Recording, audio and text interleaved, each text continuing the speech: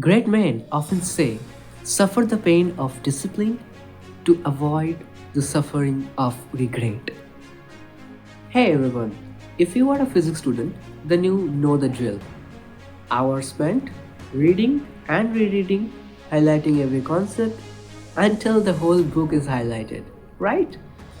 And frankly speaking, this method over here is a waste of time. And if you want to save your time, then you need to learn and master how to revise effectively. In this video, I'm going to tell you two most important practices to be done while understanding physics and mathematics and revising it before your examination. Let's start with active recall. That's very simple. Just don't keep your things in your head, keep it outside. Take a piece of paper, write every point you know about that concept. For example, we want to revise about kinematics. Well, what do I know about kinematics? Write it down. Write every heading in your book as a question. And then close your book, close your study materials, close everything that may help you, and read those questions. Try to answer those questions. This would rewire your brain, and that pain that you suffer while you were stuck at a problem, while you were unable to do how and what was that, there is a blur kind of memory in yourself, that is your gap.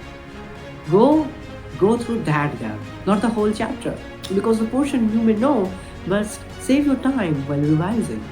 So why to go there for once again?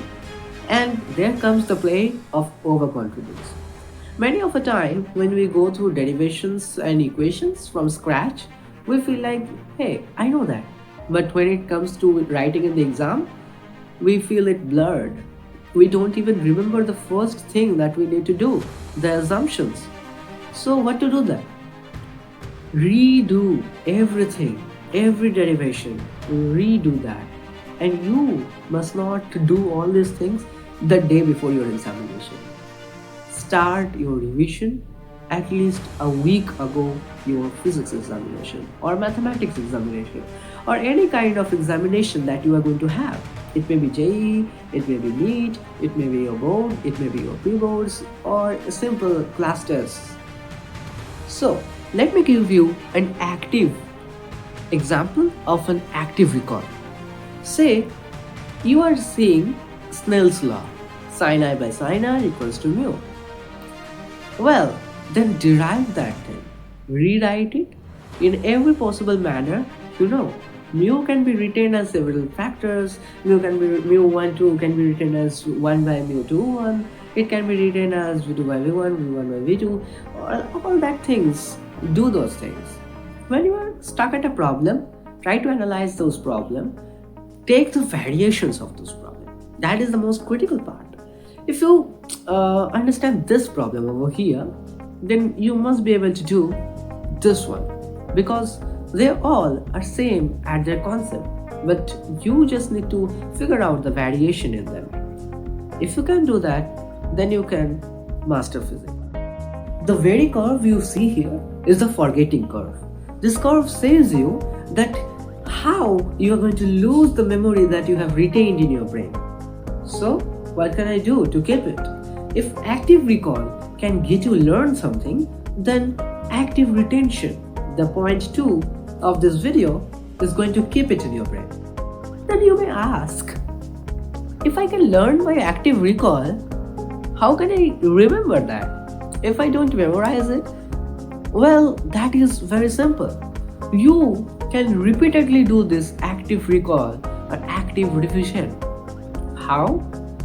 Take for day 1 when you revise a concept, then day 3 when you revise that same concept but in a different way, maybe in an MCQ format, maybe solving some PYQs and all that. And when you get stuck at those problems, genuinely you are going to get stuck. If you are not getting stuck, that means you have mastered it and you need not revise it anymore. But if you are getting stuck a very little portion of it, then you need to improve over there. Because to master physics, you must master the concepts. And the concepts where you lag is the things that will be pulling back you in your examination, because you will be getting confused. Was that this or was that that? You will be feeling like that. And to make sure that you don't feel like that, please do spaced repetition. Re-revise every concept, putting a gap between that re-revision. Okay, that's why I told you to start your revision 1 week before. Because if you can repeat this cycle at least once or twice, then you will see a significant improvement in your conceptual understanding of physics and mathematics. This is the bonus point. If you have come to this part of this video, then you are getting this point as a bonus. This is combinational questions. Yeah, in many of the examinations, the examiner intentionally gives combinational question.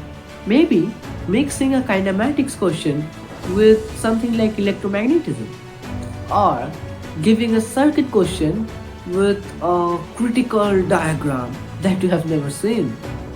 So how to deal with this type of questions? There is a very quick and little solution. There are questions, I hope you are following some good book instead of doing hundreds of bad books. Okay, if you are following some good books, there are few questions that gives you an illustration. Maybe a car moving in a road, like that. Okay, so what you need to do is improvise those questions, mixing it with several other types of things, like a car and a plane mirror, and then finding the velocity of the image. All those. This is your creativity. And the more creative you can be, and the more you solve those type of questions, the more clear are your concepts. So stop being a passive learner. Be an active learner. Be that active person who can conquer any challenge in his life. Well, the challenge for you today: take the most difficult concept you feel and write it down in your paper. No, don't peep into the chapters. Write whatever you know. You may know a single line, 2 lines, 3 lines, or hold the chapter. Just write the points that you know about those chapters, and then check for improvement. This is going to significantly help you. If you cannot do this, then don't worry. You are at the right point, because everybody starts from zero. Happy learning. Thank you. And also remember to comment me down how you have attempted these concepts in your practical revision time. That's all. This is Physics Prism.